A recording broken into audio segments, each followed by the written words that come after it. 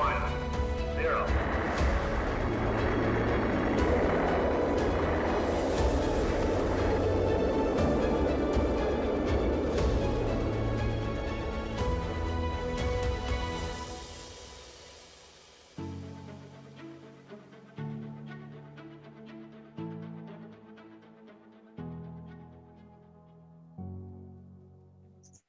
Hello, everybody. Welcome back to the Moon at Noon with us three people.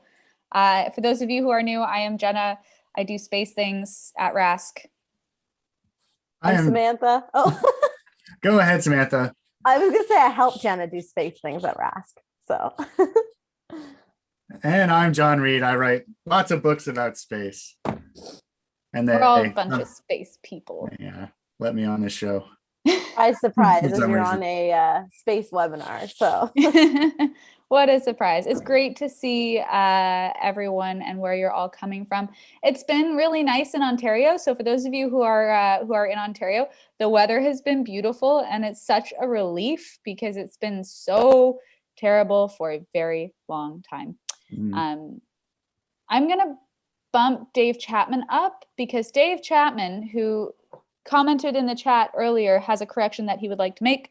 And so he is rejoining the webinar as a panelist and will be making that correction quickly. And then we're going to jump into this week's targets. Hello, and thank you for letting me back on. Hopefully I won't. I heard a comment last week. I don't know if you've heard this before. It says, if you find yourself in a hole, stop digging. So last week I dug myself into a hole and I heard about it. So I need to clarify something I said. And it's not often I'm in this position, but I'm okay. So there was a discussion about whether you could use binoculars on the telescope program. And there was a good reason why the individual wanted to do that. And it sounded reasonable to me. So I said, yeah, why not? Okay. But there's a few people kind of questioned me about that after the fact and said, well, wait a minute, it's a telescope program. You're going to let people use binoculars. And I said, well, you know what? That was my personal opinion. And I actually, well, you know, that's my personal opinion. However, I shouldn't have said that because I really should, because people are asking for official things. Really, the observing committee really needs to weigh in on that and make a decision. Yes, I invented the program. That's true, but it doesn't give me, I'm not the lord of it. And so I need to communicate with other people in the committee to talk about how we would handle occasional use of binoculars. So it is meant to be a telescope program because it's meant for you to learn how to use your telescope. And you should really keep that first and foremost. So I'm not saying you can't use your binoculars, but we need to get back to everybody on that. And that's all I have to say. Okay. Thank you for the clarification, Dave. Awesome. Okay. Thanks, Dave. And you got a great picture of the moon last night. Was that the young moon? Yeah, it was 29 hours old. How young was it? 29 hours. 29. Okay. It's not a terribly young moon, but Roy Bishop, I'll take this 30 seconds since you asked me. Roy Bishop pointed out to me, and this is kind of a neat Kepler thing. He said that yesterday the moon was at apogee. Is, like we often think about when the moon's at perigee. The moon was farthest away from the Earth yesterday, which means that as it's going around its orbit, it's moving very slowly. So even though it was a day after new moon, it hadn't moved in angle very much from the sun as it would at another time. So it was a particularly difficult day-old moon to observe because of that reason. So there's some Kepler's second law stuff in there if anybody wants to get into it. But yes, I did get a picture. It wasn't the favorite picture, but and Jenna got a picture, and I've seen other great pictures. There was a guy from London, Ontario, posted one, was amazing. Mohammed, yeah, he's a member at Rask. And well, that's kind of interesting because seeing that crescent moon yesterday means that the new Islamic month begins, which means that the last month, which was Ramadan, is over, which means they don't have to fast anymore. So it's a great new moon for Muslims to see because they can party. So anyway, I'm gonna stand down now. Thank you very much for having me. Thank you for Thanks, correcting Dave. that, and we'll see you a little bit later. Oh. Bye, Dave. There we go. Okay, so yeah, we had a super young moon last night, which was really cool. I managed to drag myself out of the house to go and see it, and so I can share that later. And did you see what planets were near it? What planets did you see as So- well? I didn't see, and my internet might not be working terribly well here. I'll do my best. I didn't see Mercury, but Mercury was visible. But I saw it was right beside Venus. So I'm going to share my screen, everyone's favorite phrase. This is just a not very good photo through my binoculars with my cell phone. There was Venus. And then here's the super tiny itty bitty thin baby crescent moon there. Oh, I can't even see it on my screen. Yeah, I know. It's thin. Let me zoom in and see if we can get a better view. Yeah, it's this super sad little thing here. Whoa. I was trying to Yeah. see it on your Instagram post, but my screen was too small. It was hard. So- You have to turn the brightness on your phone way up to be able to see it. It was hard. So that's Venus. Where is Mercury in relation to that? Mercury's above it, but I don't think this video is worth watching. Oh, okay. Because yeah, you can barely see it. This is a video I posted on Instagram. It's like somewhere down here. Mercury would be like up here somewhere. So out of okay. the field of view. And it was also still pretty early in the evening. So I didn't, hey, look, it's us. I didn't go and bother and look for Mercury.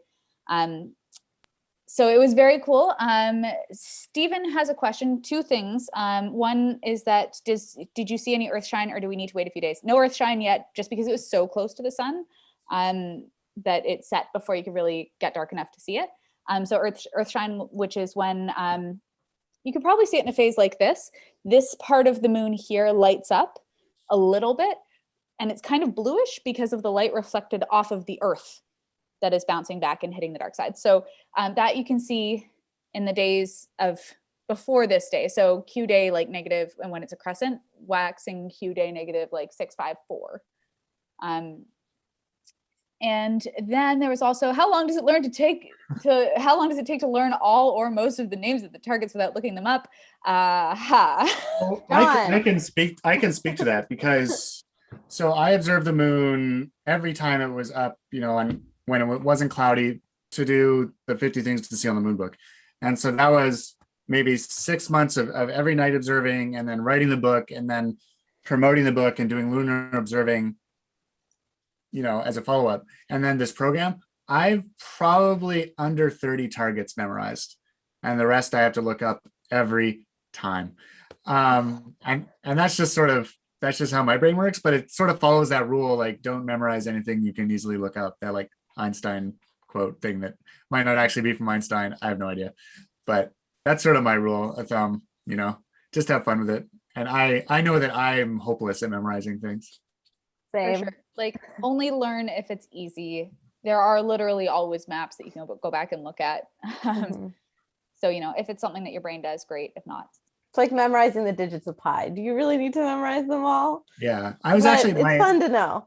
my next astronomy video that I'm going to make on my own channel is going to be things that you should memorize for astronomy, and it will be like counterintuitive stuff.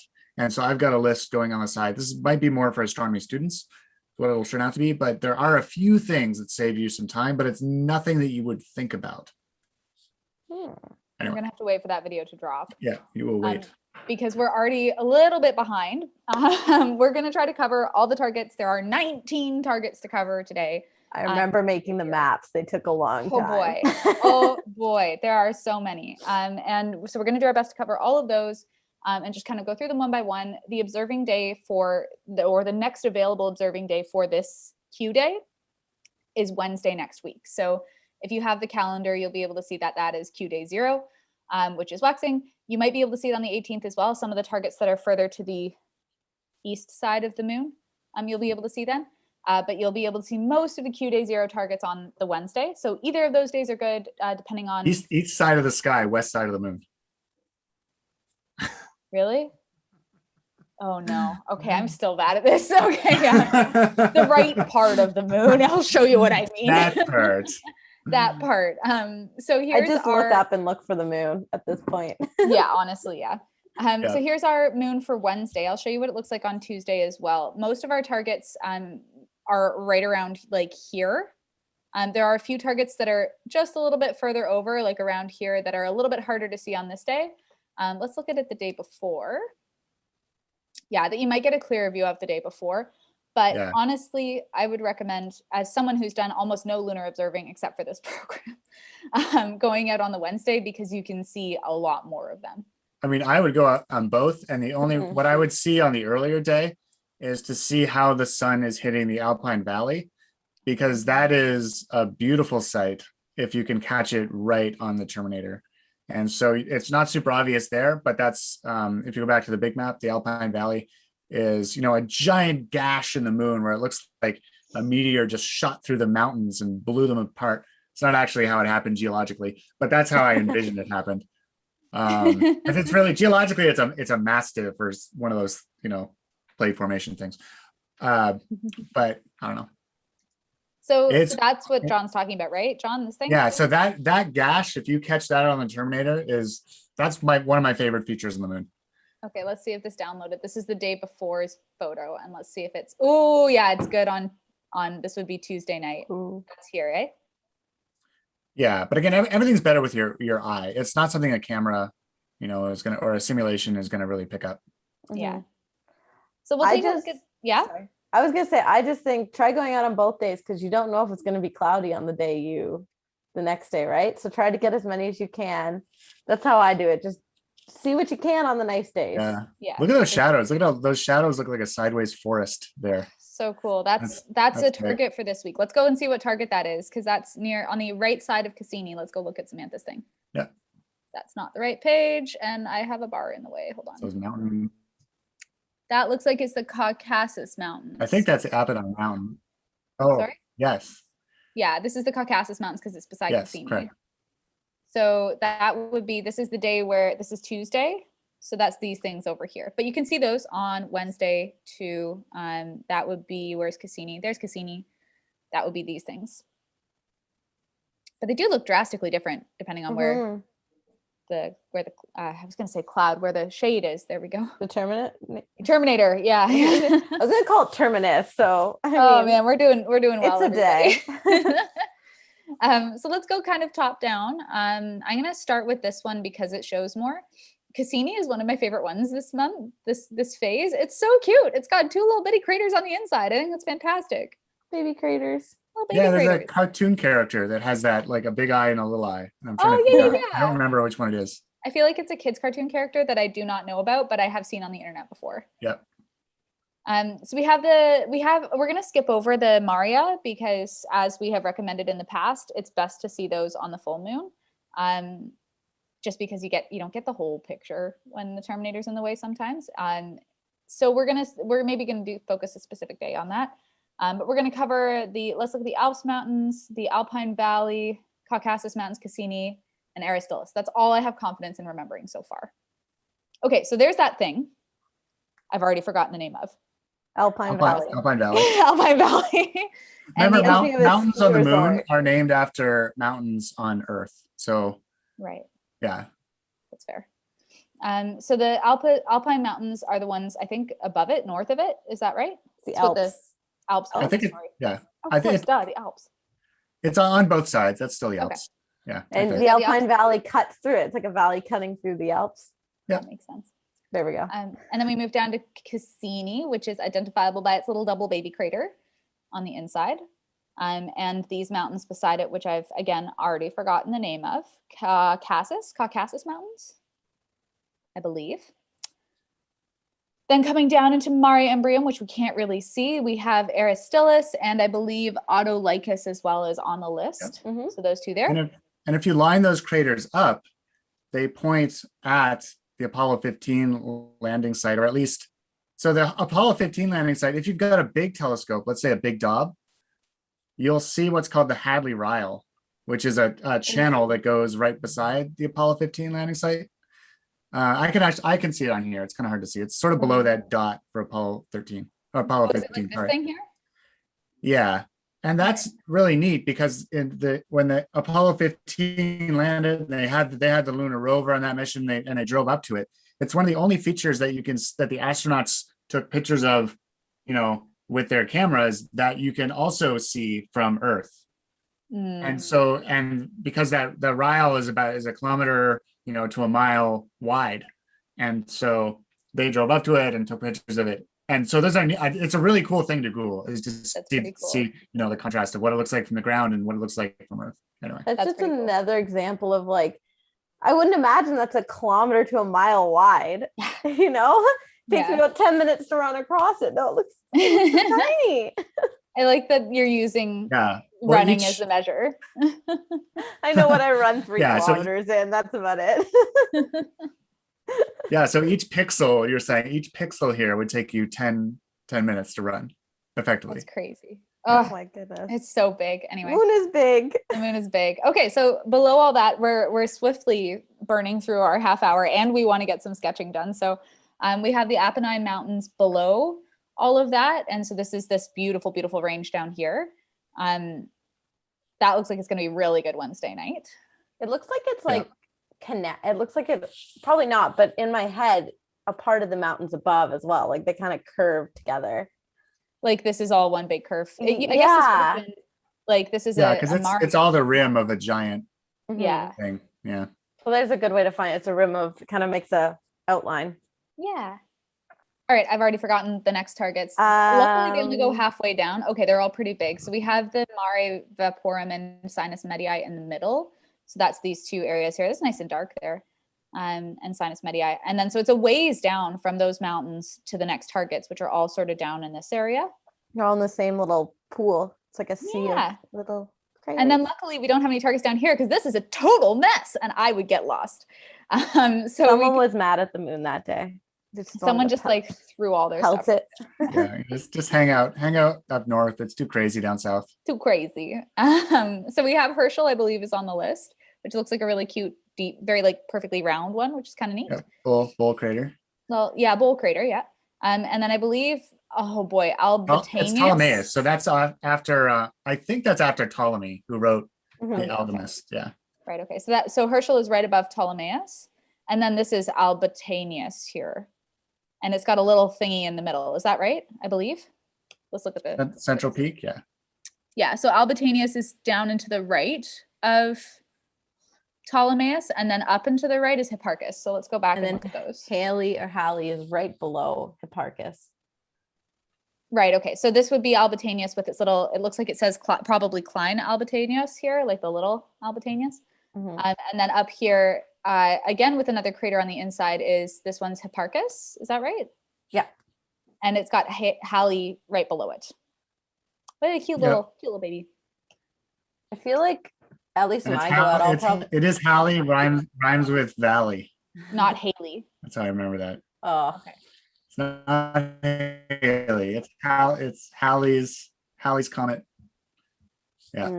Okay. I feel like when I go out, depending on your view, you might get like multiple of these craters in one shot. Like you could sketch them all in like one shot and do your observation that way.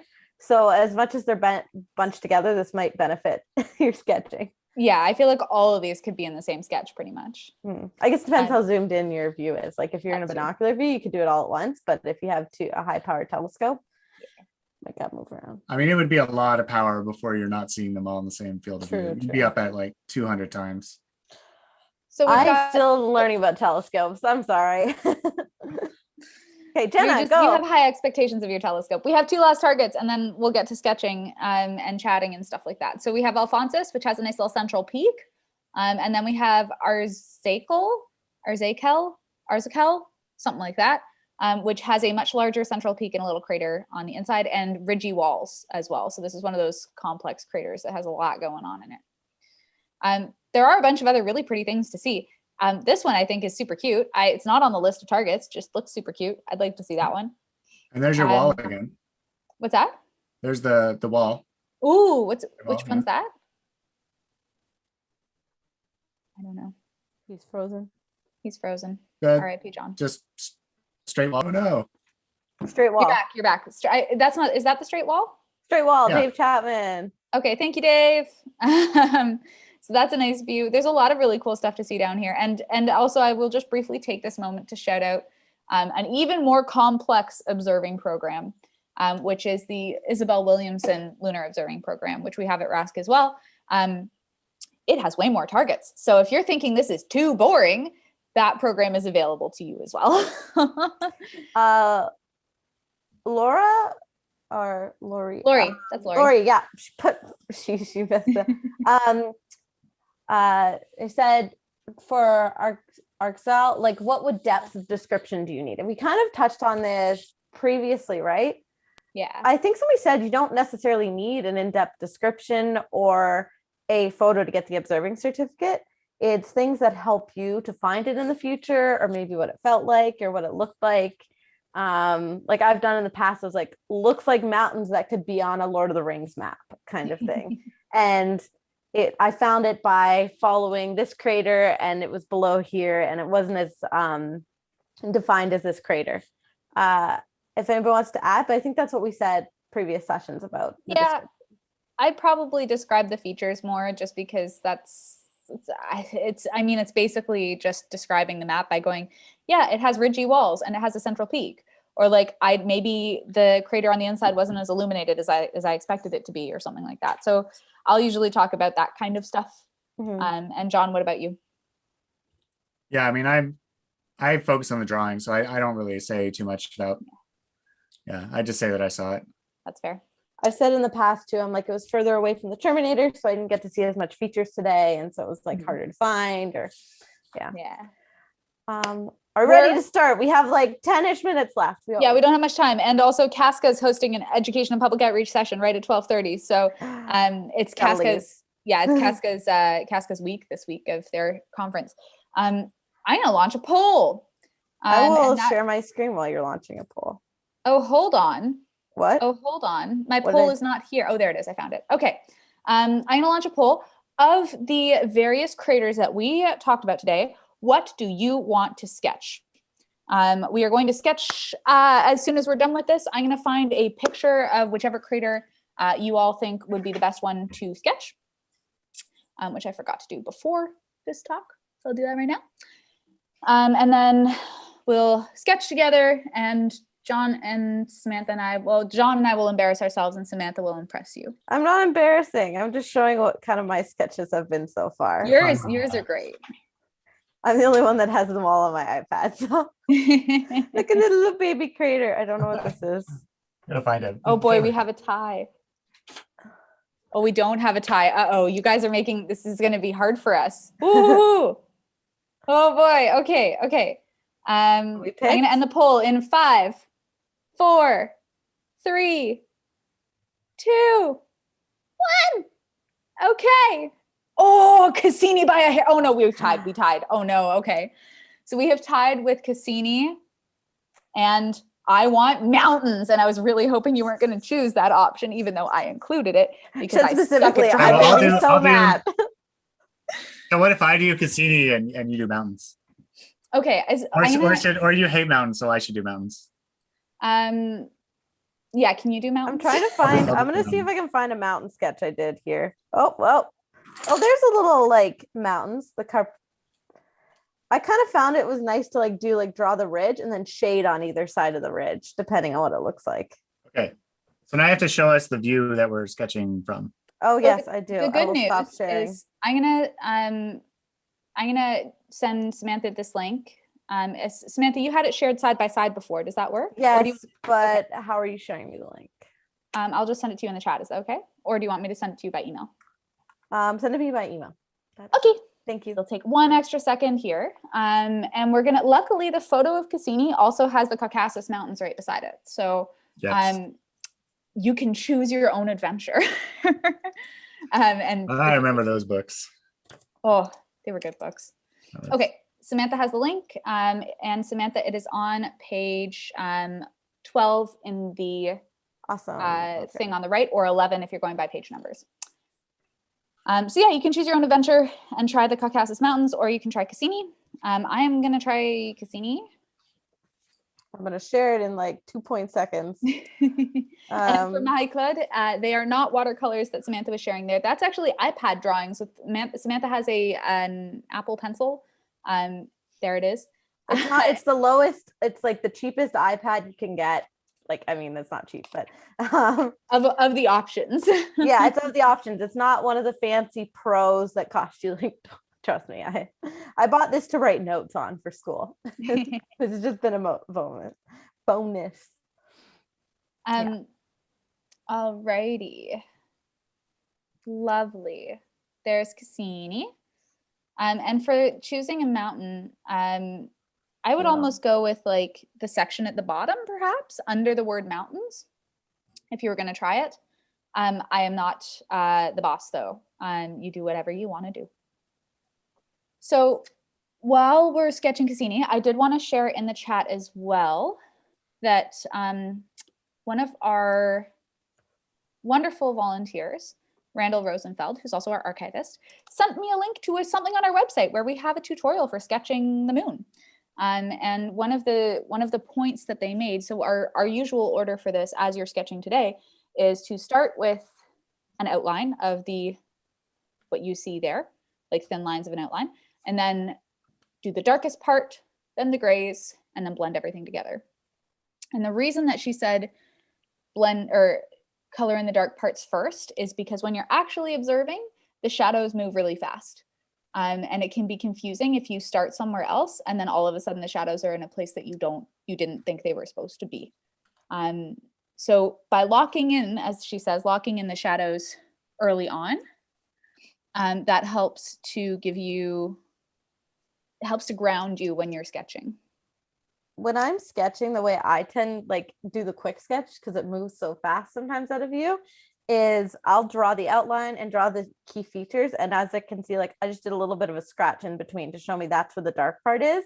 And then I'll go away and then just start making it like smoother from what I remember how it looked. Like I'll just add maybe a little lines here because I know there's like some craters of Cassini outside, maybe a little baby crater here. And then usually around this point, like I'll just walk away from the telescope and just go sit down to sketch. So I don't have to panic about following the sketch, but following it while trying to sketch. That's a good way to do it. I feel like following it is one of the hard parts. Yeah. Oh boy, oh boy, oh boy, everybody. This is not my skill set. Nope. There are a lot of details in mountains. It's way more than just a circle. Wait, was I supposed to be doing the mountains? No, you can do Cassini. You can do whatever makes you sparks joy for you.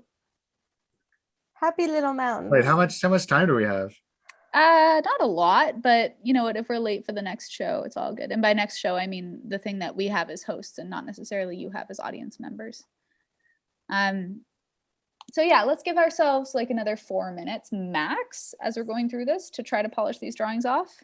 I think we've learned that the moon at noon is not a half an hour show, it's a 40-minute show. It's a 40-minute show, yeah. Let's be honest. Yeah, we learn as we go. It's all good. Wow, this is the hard. first Rask half an hour show, and we did it so you can have a weekly show and eat your lunch with us.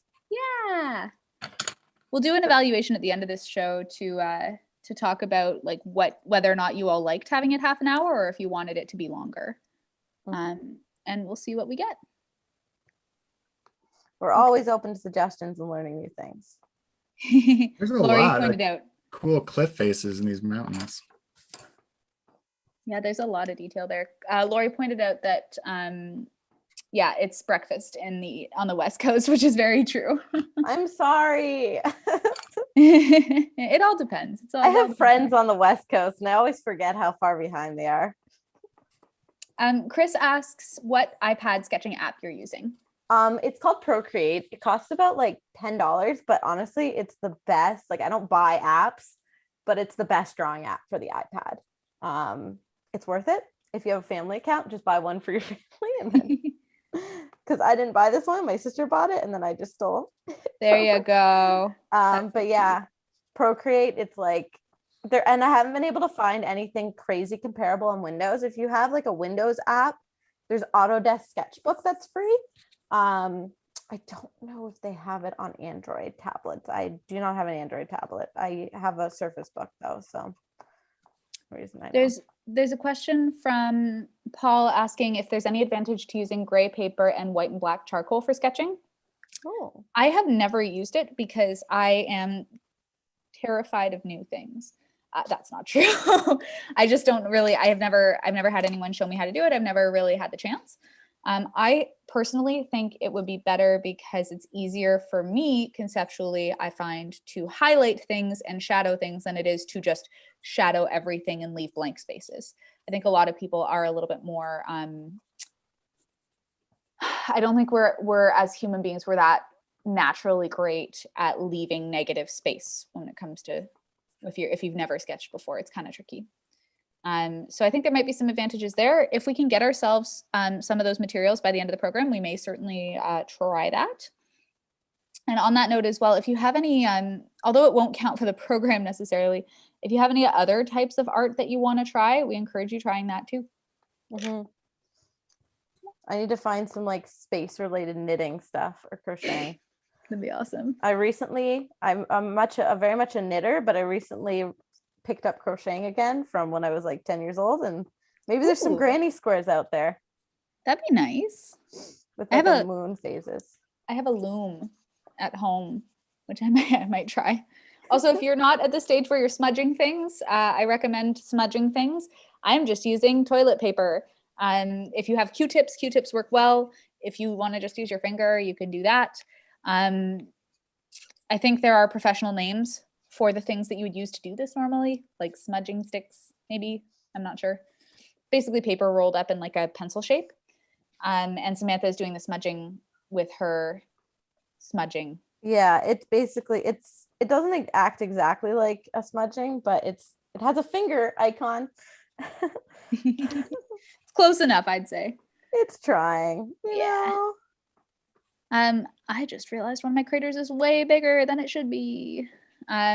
So I think we'll start wrapping up now. Yeah. Well, I mean, mine's not beautiful, but you know what? Beauty is in the eye of the beholder. It's all good.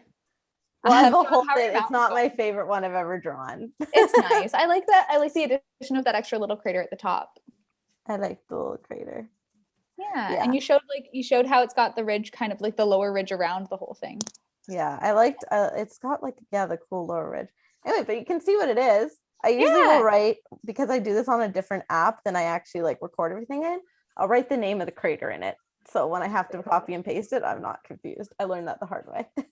That's a very good idea. Yeah. John, how are your mountains coming? It's tough. And I only could grab a handful of colored pencils. That's all you have for sketching today? Can't see my. Yeah. Hold on, I'm gonna. So my moon is, it's a pink I'm good. moon. I'll stop sharing. Are we good? Yeah. Let's see yours, Yeah. John. So here is. Ooh. It's pink, and so green is like the sun facing stuff. That's cool. And, yeah. Very nice. Yeah. And then my Terminator, I put a pretend Terminator. Oh, I like it. Dashed lines. Yeah. That's a very good job. That's a very nice one. So here's my Cassini. Oh, I like it. I tried. It looks kind of like a cell, actually.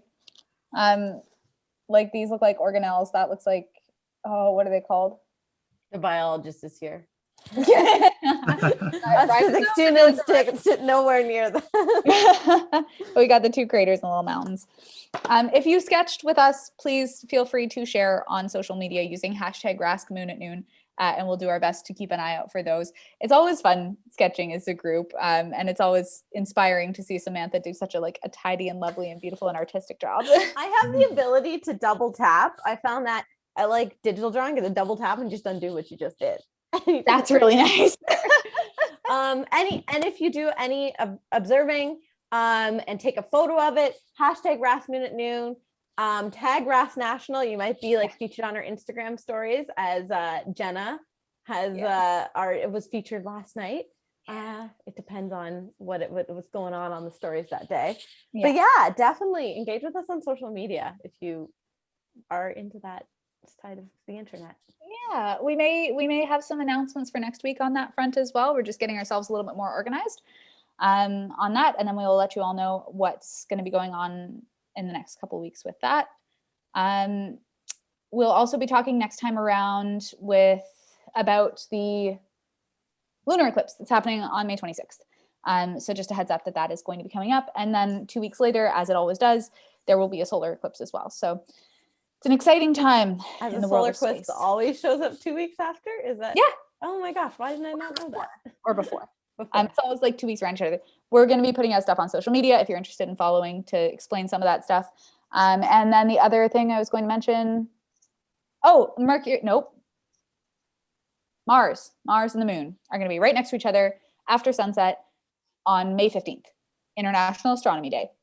So if you're going out, take a photo, tag us, and all that good stuff. There's lots of Rask events and other events happening that day. So check out the Rask Online calendar to find cool things coming up, because things are gonna be thrown at you on May 15th. Lots of exciting stuff. Okay, I think it's time to go. Yeah, time to go. Thanks everybody for joining. We had a great time. We'll see you all in a week. Yeah. Clear skies. Happy observing. Happy Absolutely. observing. Enjoy the sun. Bye everybody.